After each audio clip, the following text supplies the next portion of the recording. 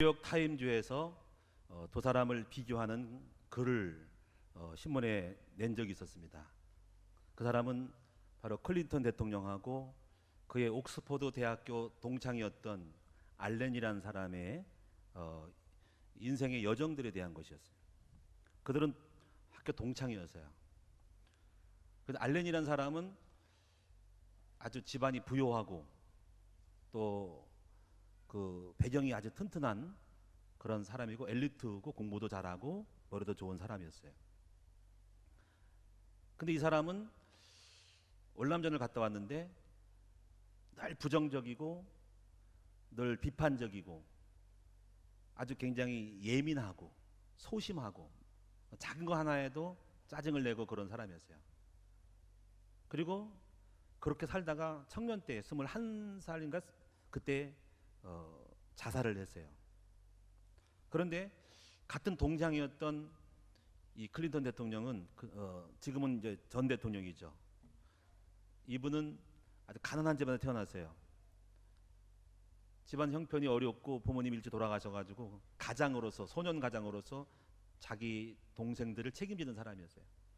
근데 굉장히 활달하고 굉장히 밝고 적극적이고 항상 긍정적으로 힘들고 어려워도 미소를 띠고 또 동생들을 잘 챙겨주고 돌봐주고 그런 사람이었어요.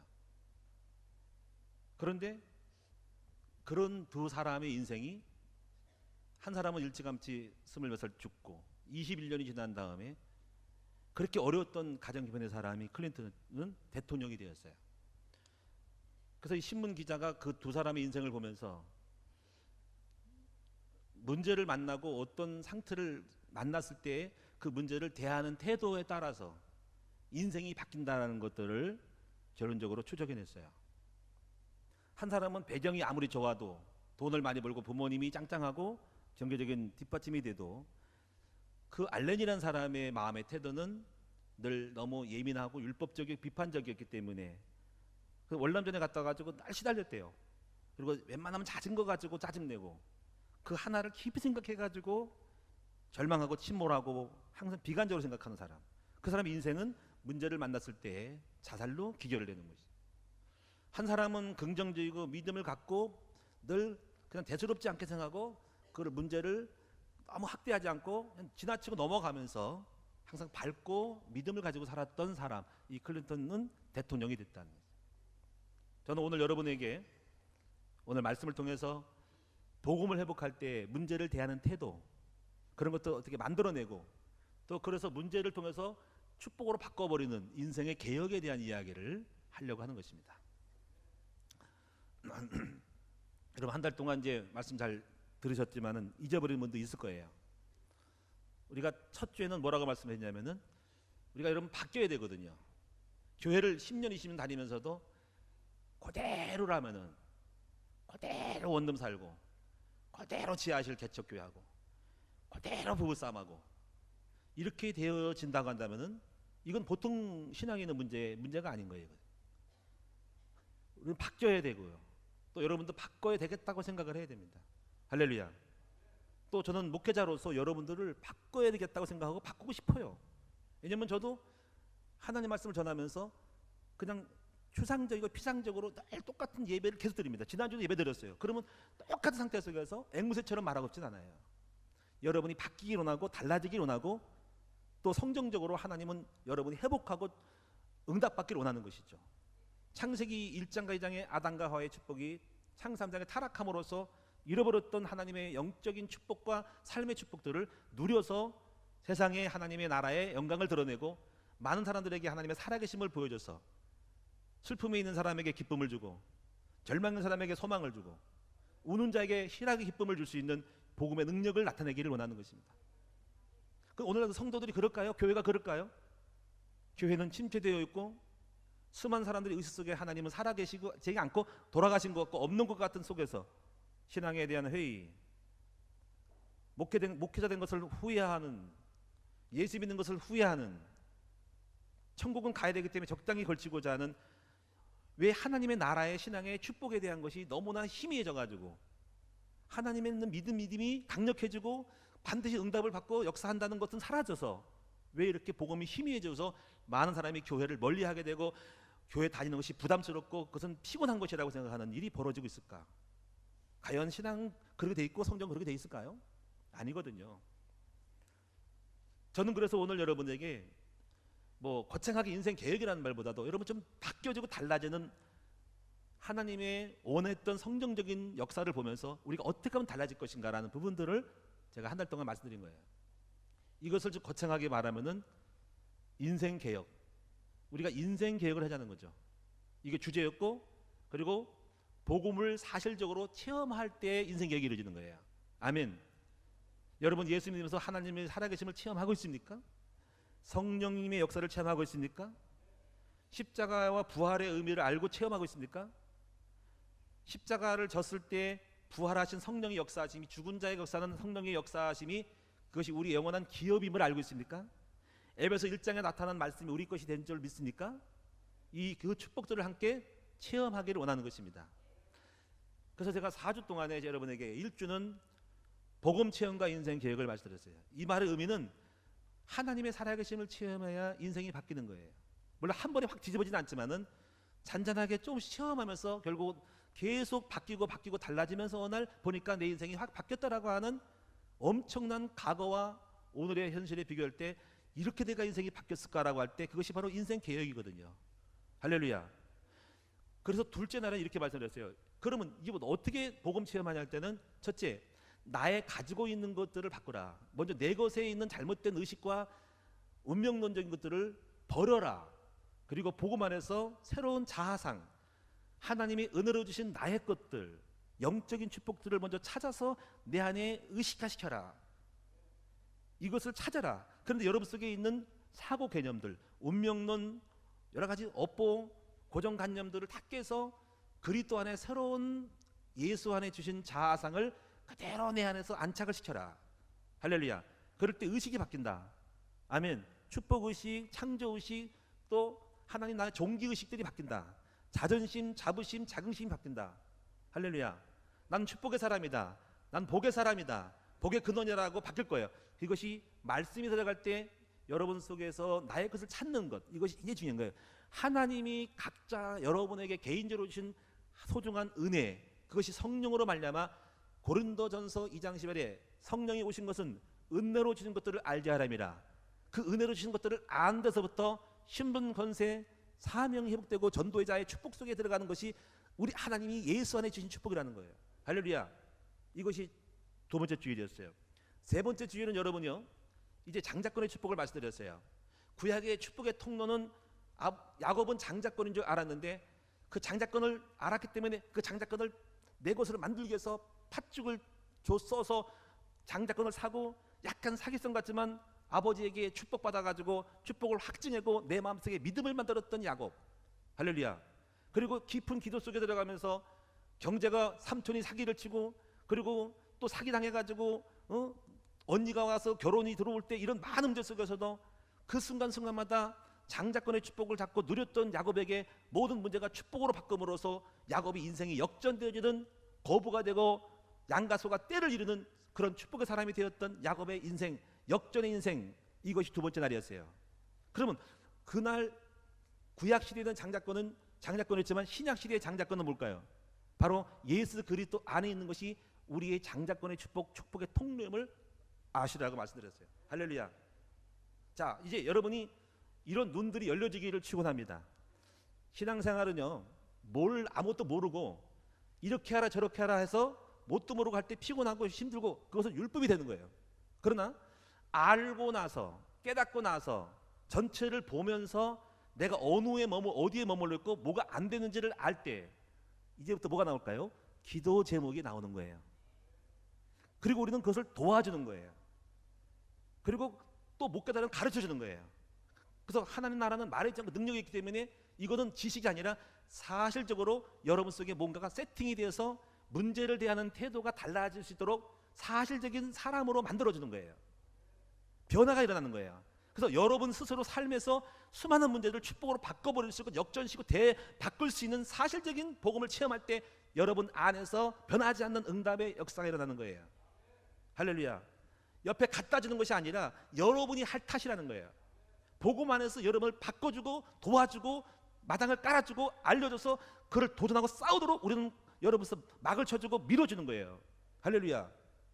그래서 신앙생활은 어느 목사님의 성공이 아니고 여러분 평신도 한 사람이 하나님의 살아계심을 다 체험하도록 만들어 줄 수 있도록 우리가 먼저 체험한 사람으로서 여러분 도와주는 거예요. 할렐루야.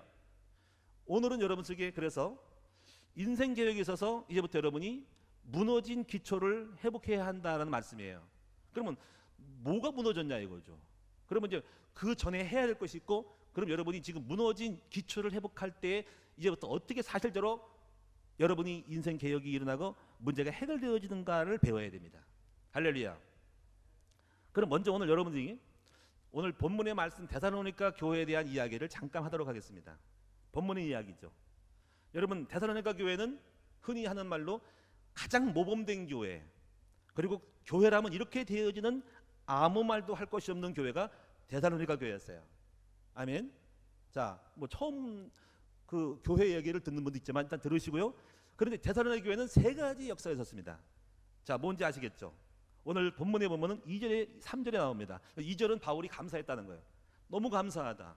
왜냐하면 너희들에 대한 소식을 들으니까 하나님이 너희들과 함께하는 것을 보니까 너무 기쁘다. 전도자의 마음, 사역자의 기쁨은 성도가 응답받고 올바른 열매를 맺을 때 감사하고 기쁜 거예요. 근데 그 열매가 뭐냐면요, 뭐 돈을 많이 벌었다 그런 게 아니라 세 가지인데요. 첫째가 믿음의 역사, 두 번째 사랑의 수고, 세 번째 소망의 인내였어요. 야, 믿음, 소망, 사랑 많이 들으셨죠? 여러분 신앙생활은 믿음으로 역사함이 일어나야 됩니다. 자, 믿었더니 돈을 벌었어요. 믿었더니 병을 고쳤어요. 믿었더니 교회가 부흥이 됐어요. 뭔가 믿고 믿음으로 따라 순종했더니 뭔가 달라졌어요. 그런 변화되어지는 삶의 증거들, 물리적인 간에 환경이든 가정이든 간에 믿고 이렇게 했더니 남편이 바뀌었어요. 자식이 바뀌었어요. 믿고 따랐더니 이렇게 됐어요 하는 믿음의 역사가 있기를 바랍니다. 두 번째 사랑의 수고, 선신하고 섬겼더니 수고했더니 그 수고로 말미암은 열매가 왔어요. 인간관계 속에서 사랑하고 품고 오래 참고 용서했더니 남편이 변화됐고 자녀가 바뀌고 아내가 바뀌고 내 친구가 내 동료들이 바뀌어가지고 눈물을 흘리며 회개하는 일이 벌어졌어요. 사랑의 수고, 섬겼더니 많은 일이 일어났어요. 할렐루야. 저에게서 가장 큰 수고는 제가 과거에 추적을 해보니까 할머니를 모신 것이 제게 수고였어요. 하나님이 사랑의 수고로 인해서 결혼이 열렸고요. 우리가 자녀가 6인데 사랑의 수고로 인해서 하나님이 그 수고로 인해서 기쁨을 줬어요. 얼마나 기쁜지 몰라요. 그리고 그 사랑의 수고로 인해서 하나님이 또 그 축복을 왔어요. 많은 물질적인 축복도 왔고 변화가 왔어요. 사랑의 수고. 소망의 인내는 현실이 어려워요. 그런데 항상 소망을 가지고 미래에 하나님 주실 축복을 바라보고 인내하는 현재 진행형, 그런 것들이 지금 보니까 지금 굉장히 어렵고 핍박받고 있는데 데살로니가 교회 성도들이 인내하고 소망 가운데 늘 굳건하게 쓰고 흔들리지 않는 모습 보니까 소망의 인내를 보고 사도 바울은 너무 감사한 거예요. 야, 믿었더니 역사 일어난 것을 보고 저들이 수고하고 헌신하고 섬겼더니 사랑의 수고가 있는 것을 보니까 너무 감격스럽고, 그리고 지금 힘들고 어렵고 핍박받고 있고 교회가 지금 유대인들로 핍박받고 로마의 병정으로 핍박받고 있는 그 이방 그 나라 교회 가운데서 교회가 인내하고 성도들이 굳세게 참고 신앙생활을 하고 있는 거 보니까 너무 감사해서 편지를 쓰는 것이 데살로니가 교회 1장 2절 감사하다. 너의 믿음의 사랑의 소망의 인내를 보니 감사하다. 이렇게 말씀하는 거예요. 할렐루야. 그런데 바울은 그 다음에 4절과 5절과 6절에서 이렇게 말합니다. 이러한 믿음의 역사와 사랑의 수고와 소망의 인내가 어떻게 왔냐는 거예요. 두 가지예요. 바로 메신저, 그 다음에 받는 사람의 두 가지를 말하는 거예요. 첫째는 말씀을 전할 때 우리가 말로 하는 것이 아니라 성령의 능력과 확신으로 된 것이라는 거예요. 여러분 어떤 것이 역사일까요? 제가 이론을 말하고 제가 체험 듣는 말을 갖다가 지식을 말하면 역사 안 일어납니다. 그러면 성령의 능력과 큰 확신으로, 확신은 하나님의 살아계심을 체험하고 내가 경험하고 내가 보고 들었고 때문에 확신이 있는 거예요. 이것이 성령의 능력으로, 성령이 역사하시는 능력으로 이루어지는 확신. 그래서 가장 우리의 고민이 뭘까요? 체험 없는 말, 배워진 학교에서 배운 말을 하는 것, 어떤 이론으로 말하는 것들, 체험이 역사가 없는 사변적이고 지식적인 쪼개는 말씀들을 할 때 이건 분명히 들어도 역사 안 일어납니다. 제가 백석대학원에 우리 소속된 학교가 백석대학원이거든요. 그래 그 장정현 총회장이다 그 회장님이 엄청난 그 행정학 박사입니다. 천안대학교가 엄청 크고요. 백석대 큰데요. 내가 놀랐어요. 이런 분이 없어요. 근데 겸손하고요. 이분이 오직 예수밖에 없어요. 와, 이런 학교를 대단히 만들어요. 근데 이분이 강조하는 게 뭐니까 생명신학. 이게 우리입니다. 신학은 학문이 아니고요. 생명입니다. 신앙입니다. 이렇게 말합니다.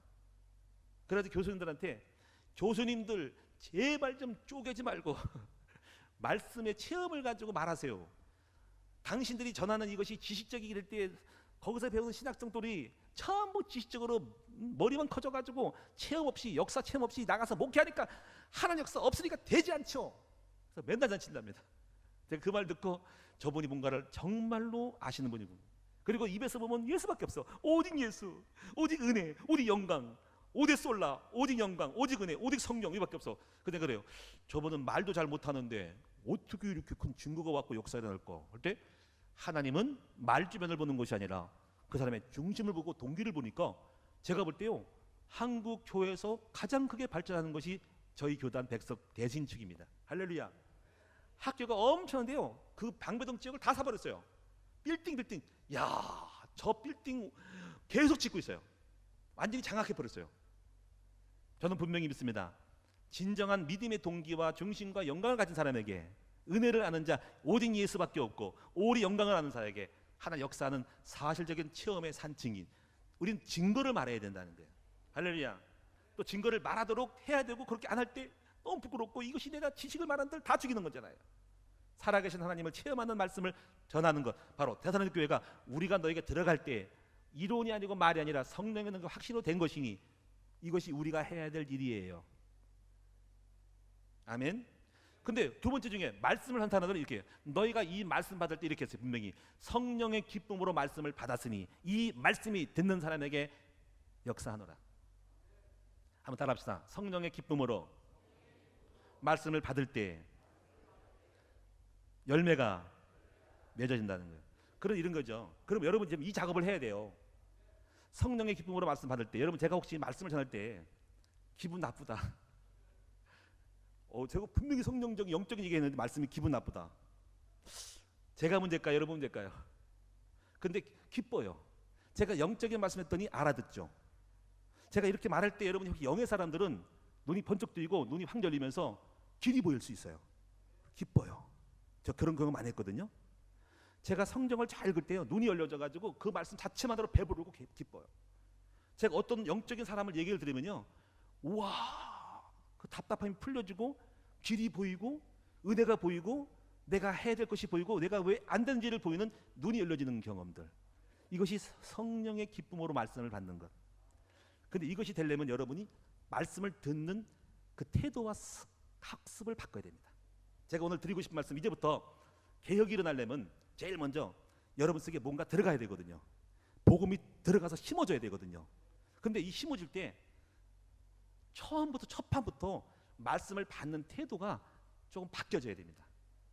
무슨 말 알겠죠? 제가 오늘 첫 번째 겁니다. 한번 따라합시다. 말씀을 듣는, 말씀을 받는 태도가 바뀌어야 한다는 거예요. 여러분 의사가 환자를 딱 접했을 때 환자가 와서 눈을 깜빡하면서 아파서 왔는데 이렇게 해야 되면 어디 대학 나왔지? 이렇게 보고요. 서울대인가 경희대를 나왔나 하면서 건대를 나왔나 하면서 아이 뭐 이게 약간 지방대를 나왔구만 의사. 그래서 뭐 말하면은 이게 의심을 하고 그래서 약을 처방하면 이게 어디 거에 이거 혹시 중국산 아니에요? 하면서 하고 약 먹어도 될까요? 이렇게 의심할 때 이렇게 생각하잖아요. 의사가 저 사람 말씀을 약을 받고 처방을 받고 치료를 받는 태도가 틀리니까 저 사람이 의심을 할 때 뭔가 이 사람이 좀 부정적인 생각을 할 수 있어요. 나를 믿고 처방대로 따르고 같이 협력해서 신뢰하면서 같이 의사가 처방에 맡기고 환자가 의사의 하는 대로 맡겨서 맡기면 좋은데 이거 왜 하는데요? 이거 왜 맞아야 되는데요? 이 약이 뭔데요? 언제 걸리는데요? 이렇게 되면 뭔가 약간 거부감이 일어나요. 강사가 학원에서 아이들 가르칠 때 애가 선생님 말씀을 잘 받는 사람하고 그 말씀을 의심하고 따지고 들으면 첫 판부터 이 아이는 학습의 태도가 별로 안 좋아서 공부 능률이 오르지 않겠다고 생각할 수 있어요. 다시 말하면 여러분요, 제일 중요한 것은요, 말씀을 받는 태도가 바뀌어야만이 그 바뀌는 걸 통해서 메시지가 여러분 속에 세팅이 되고 담겨진다는 사실이에요. 저는 오늘 여러분이 그 말씀을 다 받을 수 있는 여러분 되기를 바랍니다. 그러면 이제 제가 어떤 의도로 말하고 여러분 어떤 자세로 받는지에 대한 코드가 맞아야 맞습니다. 자, 저는요 항상 말씀할 때 지식적인 거를 듣고 싶지 않고요. 그래서 제가 옛날에는 뭐냐면 성경의 말씀을 강해라고 쪼갰어요. 아마 처음 들을 거예요. 근데 제가요 회의에 빠졌어요. 내가 성경적으로 많은 걸 했고요, 분석을 하고 문단을 나누고 해고 단어를 했는데요, 전부 단어풀이라 체험이 없는, 영적인 경험이 없는 사람의 말이어서 계속 잘 쪼개는데요, 삶의 변화가 없고 나는 여전히 부부싸움하고 있고 귀신이 힘들고 낭망이 되고 하는데 아무것도 안 되는 거예요. 내가 거기 빠졌어요, 함정에. 그러다가 이게 아니네 싶었어요. 그때부터 제가 체험을 하면서 체험된 말씀하고 말씀을 이론으로 말하는 거 완전히 다른 걸 알았어요. 그때부터 제가 이런 노력을 했어요. 나에게 경험된 말씀의 원리를 내가 자세히 분석하고 조사해서 이랬던데 이렇게 되었는데, 이런 결과가 와서 죽게 됐는데, 이렇게 복음이 들어가서 이렇게 회복했더니 내 마음 바뀌어서 이렇게 돼서 이렇게 됐더라고 하는 원리적인 것들을 추적하기 시작했어요. 할렐루야. 그래서 메시지 속에서 지금 거의 메시지가 원리고 논리로 흘러가는 영적인 개념을 말하고 있는 거예요. 할렐루야.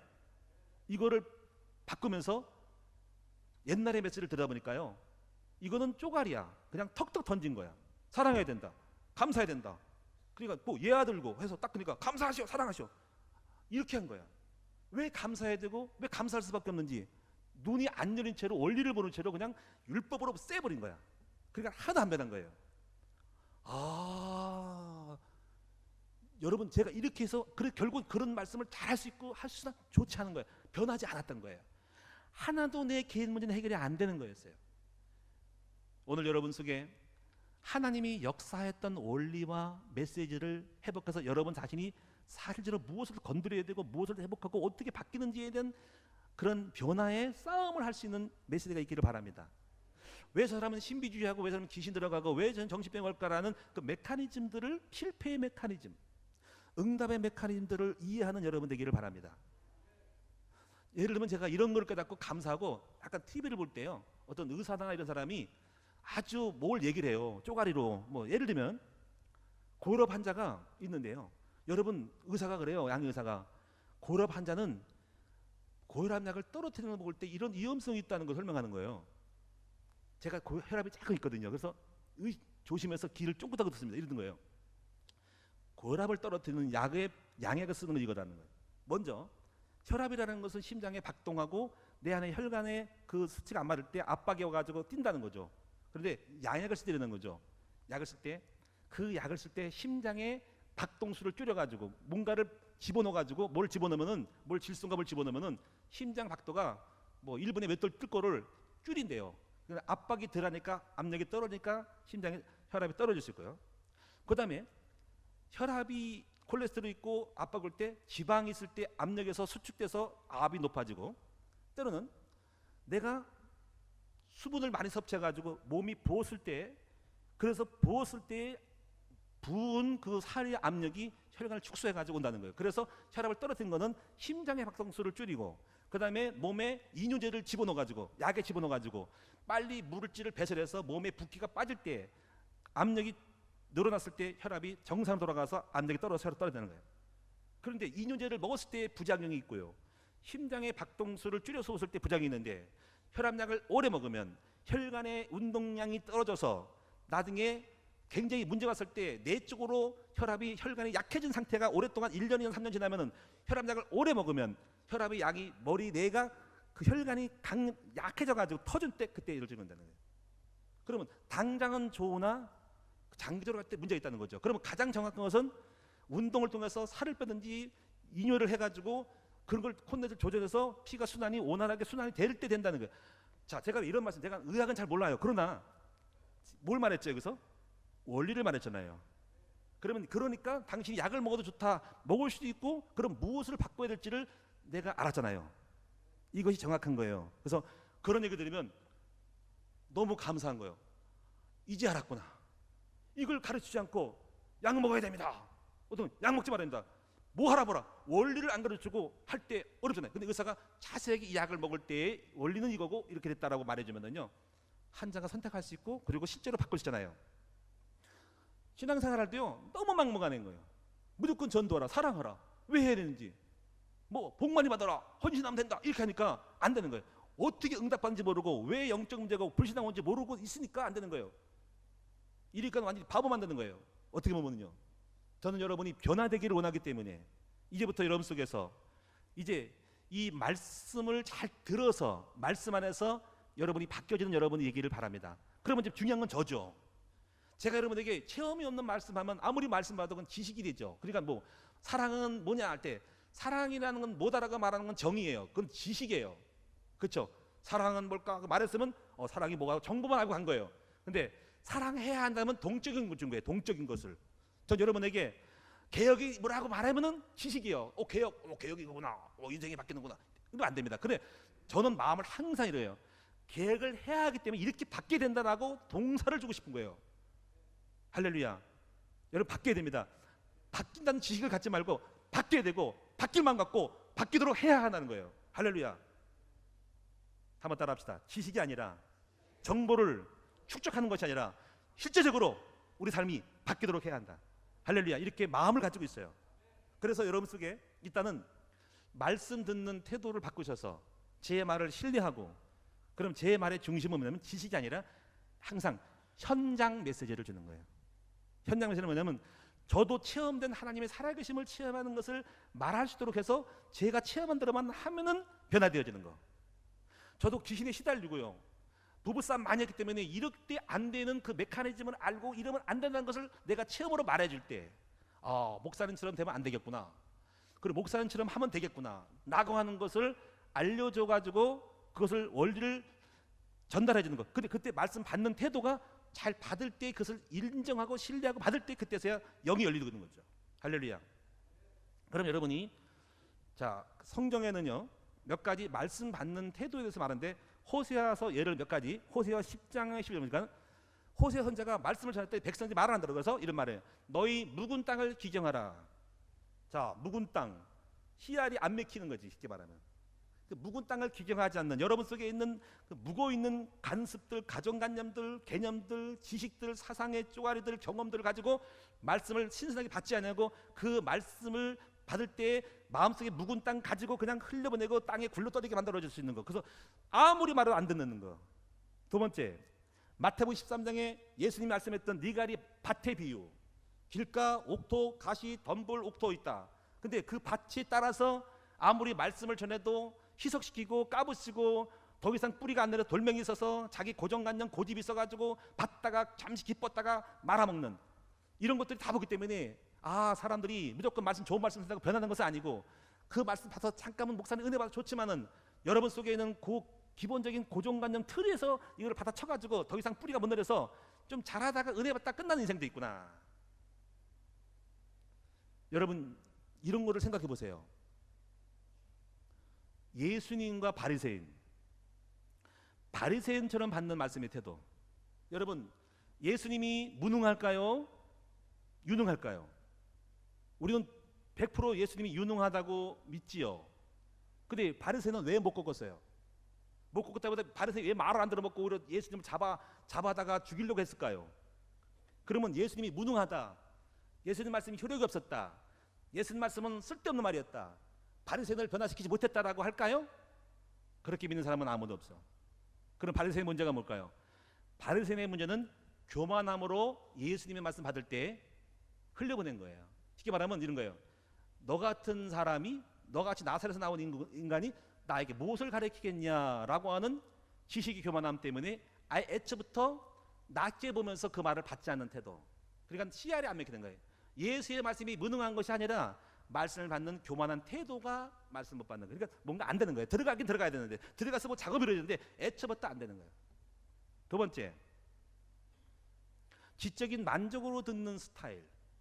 이것도 여러분 지적으로 만족을 듣지 마세요.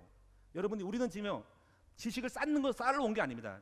지식을 쌓려면 여러분 인터넷 뒤져보고요, 여러분 정보를 보면 엄청 많고 신학책 많고 요즘은 정보화 시대입니다. 유튜브 들어가 보고요, 네이버 쳐보세요. 예수는 누군지 다 나와 있어요. 우리는 지식이 아니라 뭐예요? 삶을 변화시키시는 말씀을 들어야 한다는 거죠. 또 그렇게 들어도 또 여러분 자기도 모르게 걸러요. 자기가 재단해 버려요.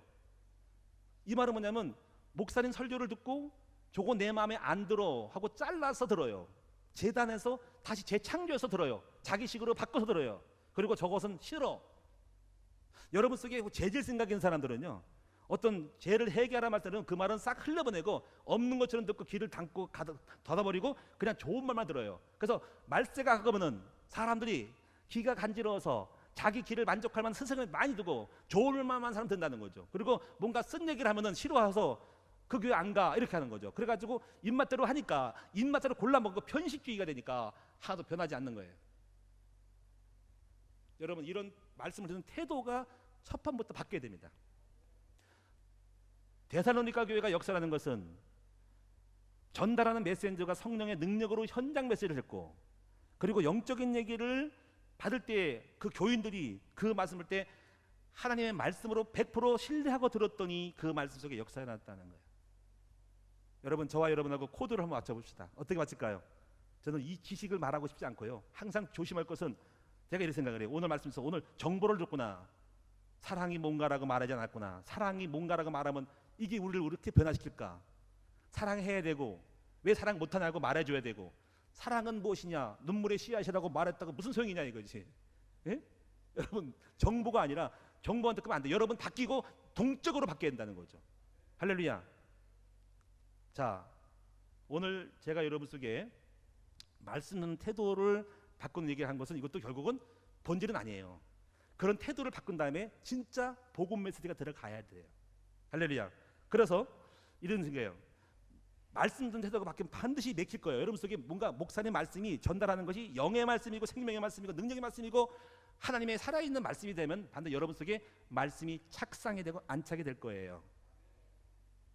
그런 말씀들, 세상에 못 듣던 말씀들, 그냥 뭐 지식으로 행하라가 아니라, 사랑하라, 전도하라가 아니라, 하나님은 누구시고 예수는 누구신지, 성령은 누구신지, 십자가 복음의 비열은 무엇인지, 나를 죽이는 것이 무엇인지, 이런 거, 하나님의 절대 주권, 할렐루야, 예수가 그르되심, 십자가 부활의 원리, 이런 것들 말하는 성령의 내주인도 역사들을 말할 때, 또 하나님 우리를 사랑하사 합력해 선을 이룬다는 말씀 들을 때, 신분 권세가 뭔지를 알 때, 예수 이름의 권세가 뭔지 알 때, 그런 것들을 들으면서 여러분 속에 뭐가 생길까요?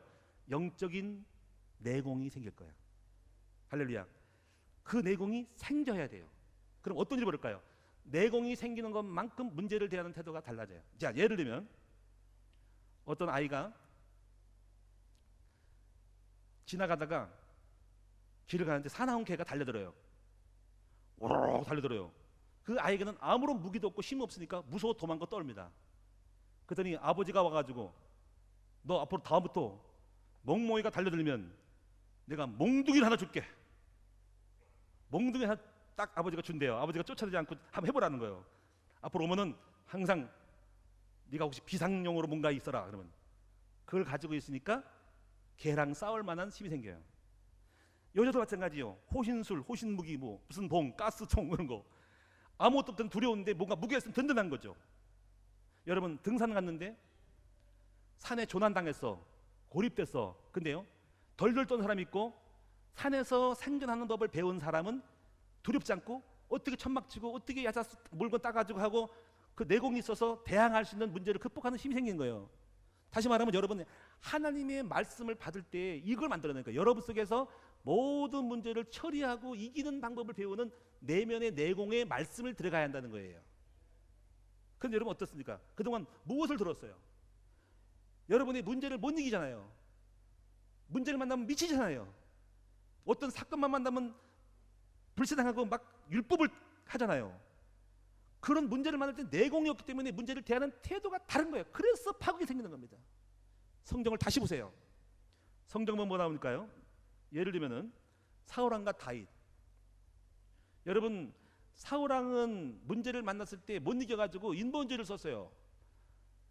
불신앙을 했단 말이에요. 아말렉 전쟁에서 믿음이 없어가지고 돌돌 떨어가지고 아각을 살려주고 전리품을 갖다가 죽이지 않고 이렇게 됐고요. 다윗은 하나님의 살아계심을 체험한 내공기 때문에 골리앗을 만났을 때 다 도망갔지만 믿음으로 대항을 했고요. 또 10명과 2명의 정탐꾼 얘기도 아실 거예요. 왜 그런 차이가 있을까요? 2명은 하나님의 주권, 능력을 알았어요. 능력이 있었단 말이에요. 그게 어떻게 있었을까? 그랬더니 그 문제를 대하는 태도, 하나님이 기뻐하면, 하나님 뜻이면 된다. 그리고 주님은 능력이 많기 때문에 능히 들어갈 수 있다. 그러니까 취하자 하고. 왜 10명은 그랬을까요? 그동안 신앙생활을 어떻게 했을까요? 20년, 10년, 30년 다녀도 왜 그렇게 아무것도 내공이 없이 덜덜 떨었을까요? 우리는 메뚜기 같다고 생각할까요? 그렇게 예수 믿고 자존심을 못 심었을까요? 무슨 공부를 했고 무슨 얘기를 들은 거예요? 좋은 얘기 들었어요? 뭐가 잘못된 거예요? 진짜는 여러분 그 안에 진짜 하나님의 말씀이 들어가서 그 사람의 의식 속에 개념, 의식화가 돼야 한다는 거예요. 결과가 나오잖아요. 왜 덜덜 떨어요? 여러분, 주님의 사랑을 배웠으면 왜 율법으로 까요? 왜 공격을 해요? 용서하고 사랑해야죠. 그게 내공인 거예요. 할렐루야. 왜 온순해져요? 사랑으로, 복음으로, 능력으로 품어서 문제를 바꿔야잖아요. 요셉 형들이 팔았고 노예로 팔렸어요. 미쳐 죽고 정신병 걸리고 공황장애 걸려요. 합병 생기고 우라통 터져요. 그런데 왜 요셉이 거기서 승리했을까요? 요셉 안에 심었던 하나님의 사랑, 그리고 하나님의 절대적인 주권과 계획 속에서 문제를 바라봤을 때 하나님의 계획으로 바라보는 그 내공이, 그 밑받침의 말씀이 있었기 때문에 이긴 거예요. 이걸 우리는 심자는 거죠. 왜 거짓말을 해요? 여러분 속에 진짜를 심어야 하잖아요. 할렐루야. 따라합시다. 내 안에 무엇을 담았냐, 가졌느냐에 따라서 문제를 대하는 태도가 달라지는 거예요. 나오미 남편 죽었고 2 아들 죽었어요. 물론 거기 원인이 있겠죠. 그런데 그 문제 속에서 외롭고 쓸쓸하고 고독 속에 정신병 걸리고 우울증 걸리기까지 하지 않은 그 나오미에게 2 며느리가 있었어요. 오르반은 난 몰라 하고 도망갔어요. 그런데 왜 룻은 그 어머니를 모셨을까요? 그 어머니 마음, 그 룻의 마음속에 뭘 심었어요? 예수님의 마음이 있었던 거예요. 할렐루야. 하나님을 사랑하는 마음이 심어졌어. 그래서 어머니 하나님, 나의 하나님이 되고, 어머니 가시는 게 내가 간다. 저 어머니 불쌍해. 저 시어머니 나 떠나면 다 남편 죽었지, 2 아들 죽었지, 2 며느리 중에 1 며느리 나가까지 가면 저 어머니 우울증으로 자살할 거야. 너무 아파, 가슴이 아파. 내 안에 계신 성령은 그럴 수 없어 하고 그 어머니 시험을 따라가서 섬겼던 룻에게는 무엇이 있을까요?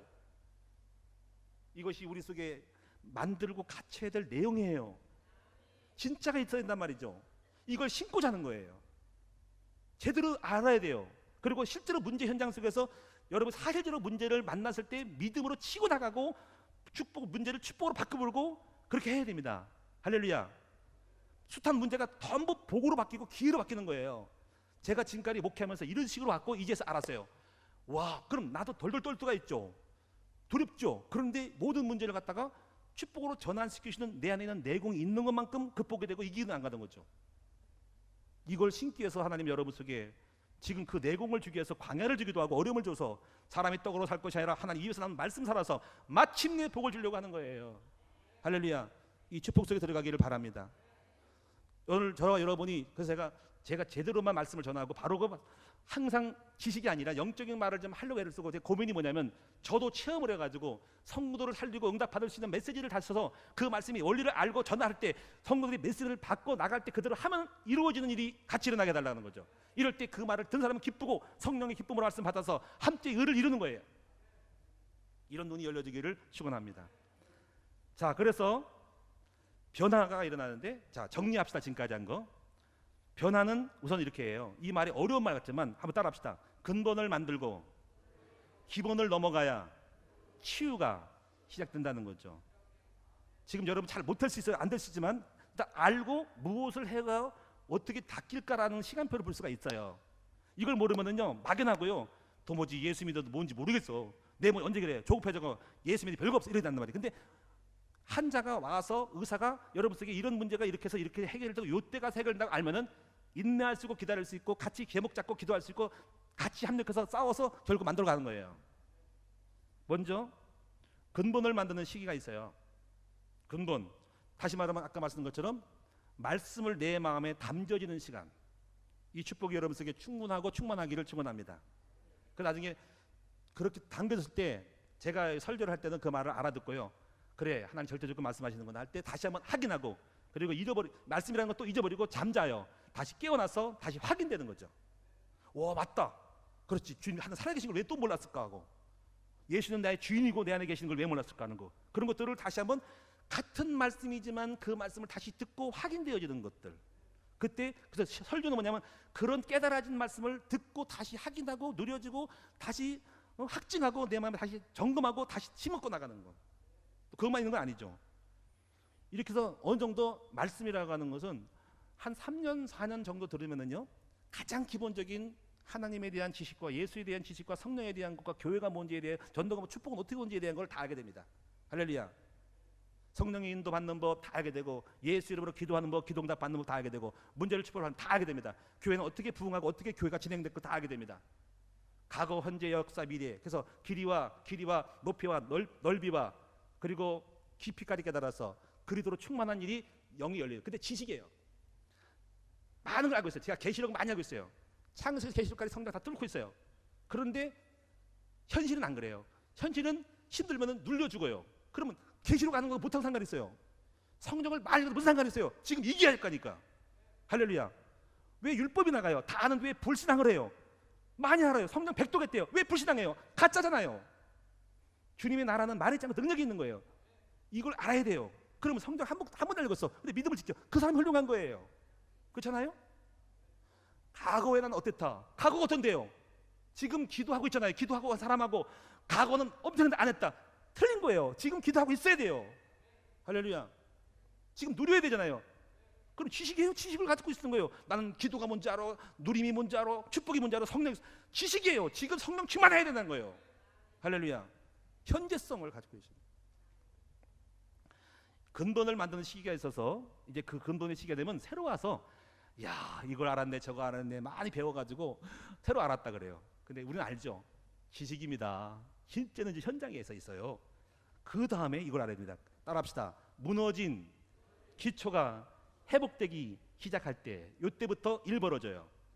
많이 알아요. 아는 거지요. 여러분 신학교를 졸업하고 공부만 하고 백독해도 아는 거예요. 훌륭하고 나쁜 건 아니에요. 그걸 기초로 해서 그 다음에 삶의 영적 상태가 기초가 회복돼야 돼요. 변함없어요. 예배 생활 회복해야 돼요. 정식이도 회복돼야 돼요. 이거는 여러분 몰아서 하지 말고 날마다 하루에 3번씩 기도하는 습관을 가져야 돼요. 초대교회 성건 다 그렇게 기도했어요. 제9시 기도 시간에 하루에 다니엘은 3번씩 성전을 향하여. 할렐루야. 사도행 10장에 바울은 빌립보 지역 갔을 때 기도초가 있는 거 아니에요. 먼저 기도초를 찾았어요. 아브라함 마므리 상수의 숲에서 창세기 13장 18절에 뭐냐면, 마므리 상수의 숲에서 늘 자기 기도 장소, 기도터가 있었어요. 이것은 여러분 항상 은혜의 보좌 앞에 담대히 나가야 돼요. 날마다 해야 됩니다. 천없는 목사로도 해야 되고, 기도 안 하면 죽어요. 항상 기도가 삶이 돼야 돼요. 24시간 무시기도가 돼야 돼요. 날마다 깨워서 눈 뜨고 기도해야 됩니다. 정식기도를 통해서 눈 뜨고 살아있으면서 현장마다 범사의주를 인정하고 기도해야 돼요. 할렐루야. 그리고 특별할 때는 철야기도 금식기도해야 돼요. 그러면 믿음이 회복됩니다. 여러분 이것이 그냥 되는 게 아니고, 이렇게 되는 날 정말 삶이 즐거워요. 기도가 즐겁고 삶이 될 때 이렇게 돼요. 놀라운 일이 벌어져요. 여러분 안에 역사하는 분이 성령이에요. 성령이 여러분 속에 행하셔요. 자 보세요. 이때요, 이 영이 충만한 사람들은 문제를 대하는 태도가 성령이 나와 동행하니까 성령의 음성으로, 성령의 반응으로 대처하는 거죠. 자 예를 들면 노아가 있었어요.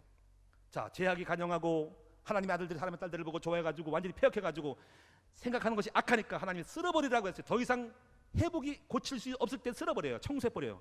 그런데요 분명히 이럽니다. 창세기 여러분 16장에 보냅니다. 노아는 당대 의인이요 하나님과 동행하며 은혜를 입었더라. 그래가지고 노아에게 120년 후에 제 날이 끝날이 120년이니까 홍수로 쓸어버릴 것이니까 너는 너를 위하여, 너의 집안을 위하여 방주를 지으라고 했어요. 이 얘기가 무슨 얘기죠? 수많은 사람이 얼마인지 몇십만 몇백만인지 모르지만 왜 말씀하지 않고 왜 노아에게만 이 말씀을 했을까요? 재앙을 알려줬을까요? 미래를 알려줬을까요? 이것은 뭐니까 영으로 늘 동행했던 사람만이 미래를 이기는 힘을 알려준 거예요. 늘 영적으로 동행한 사람만이 불경기 속에서 사업이 되는 걸 알려주는 거예요. 늘 동행한 사람만이 목회를 할 때 하나님이 이렇게 목회해야 한다고, 남들은 안 된다고 개척이 끝났다가도 되는 법을 알려주는 성령 인도함이 있는 거예요. 이렇게 이런 문제가 있을 때 성령이 기가 막힌 방법으로 사인을 줘가지고 계시를 주고 꿈을 주더니 알려줘가지고 성령이 역사하는 법을 주시는 거예요. 그리고 믿고 따랐더니 이루어지는 거예요.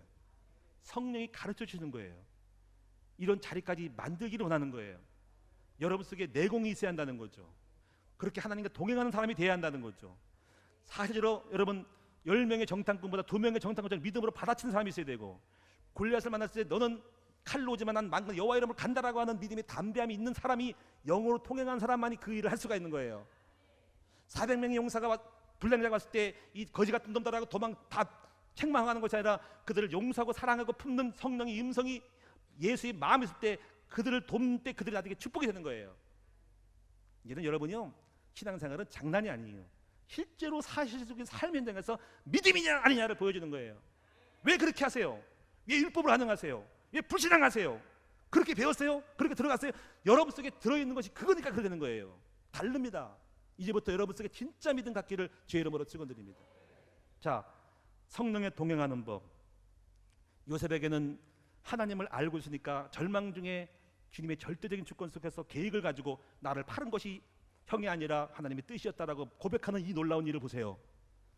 정신병 걸릴 뻔한 정신병 안 걸리고 오히려 축복을 받고, 그 축복이 영적인 것이 영이 열려져가지고 더 미래가 열려가지고 꿈을 해석가지고 바로까지 가는 이 엄청난 역사들을 보세요. 이것이 여러분이 옛날 얘기고 우리 뜬구름 잡는 얘기예요? 성경 이야기가 다른 거예요? 아니에요. 오늘 이 시간에 우리 삶의 현장에 이루어지는 이야기란 말이에요. 여러분, 먼 당신이 아니고 가까운 당신이고, 아브라함 하나님 나의 하나님이고, 야곱의 하나님 이삭 하나님 나의 하나님이란 말이에요. 이 하나님을 나는 체험해 너무 기쁜 거예요. 왜 복음은 사실적으로 역사인데 왜 안 일어나는 거죠? 너무나도 복음이 가려졌고 역사가 가려졌기 때문에 장님들이 소경이 인도하니까 안 되는 거예요. 왜 안 됩니까? 되는 거예요. 할렐루야. 한번 따라합시다. 하나님은, 예수님은 어제나 오늘이나 동일하시느니라. 2000년의 역사했던 성령님은 지금도 역사할 수 있고, 초대교회 역사했던 성령의 역사가 교회사의 역사는 지금도 오늘 이 시대에 시야에서 100곳에서 일어날 수가 있는 거예요. 지금 여러분 속에 일어나고 있는 거예요. 이 믿음을 회복하자는 거죠. 이제 여러분이 격려하겠습니다. 눈이 열려지기를 주의 이름으로 축원합니다. 제가 볼 때 여러분 봤을 때 먼저 말씀하는 태도를 좀 바꾸셔서 믿고 신뢰함으로 성령의 큰 확신으로 전환할 거니까, 저도 그렇게 하려고 애를 쓰니까 여러분이 말씀 받을 때 하나님 말씀으로 그대로 받는 믿음이 있기 바라고, 그래서 전달할 때 여러분 속에 내공이 쌓여서 여러분 속에 있는 그리스도의 속사람이 강건해지길 바랍니다. 그리고 그것이 마음속에 깔려지는 날 오늘 서서히 이기는 일이 벌어진대. 이런 고백이 와요. 목사님, 제가 남편이 뭐라고 했는데 믿음을 바꿨어요. 교인이 나를 깔고 전화했는데 내가 사랑으로 바꿨어요. 이야, 축하해준다. 진짜 이제 됐구나 하는 거, 그걸 보는 거예요. 나 기뻐요. 그런 걸 볼 때 진짜 이기기 시작하네. 어려울 때는 상담하라는데 상담 안 해도 스스로 이겼어요. 이야, 됐다. 안수받지 않고 늘 기도하고 스스로 이기는 믿음의 선택을 했다. 됐다. 그걸 배우는 거예요.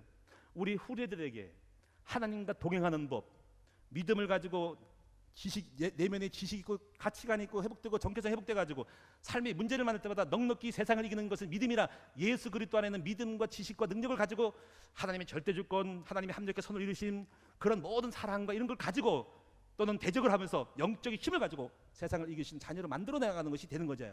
그 왜 못 씹었어요? 왜 안 됐어요? 우리가 잘못 몰랐잖아요. 이길 수 있는데 왜 못 이겨요? 뭐가 잘못된 거잖아요. 오늘 저와 여러분 이제부터 참 승리자가 되기를 주의 이름으로 축원합니다. 이제부터 각자가, 지금 말이 좀 복잡한 거예요 이게. 그러나 기도 제목을 잡고 어디서부터 시작할지를 함께 나갑시다. 그리고 제 말을 알아들 때가 올 거예요. 아멘. 항상 현장에 체험된 말씀을 하려고 하니까 그렇게 들으세요. 영으로 들으세요. 모르면은 나는 영의 세계를 모르기 때문에 목사님 말하는 거 모른다, 이렇게 해야 되는 거예요. 아, 나도 항상 말씀 들을 때 그냥 지식 듣지 말고 영의 세계 원리 속에 듣는 여러분 되면은 코드가 맞아져요. 할렐루야.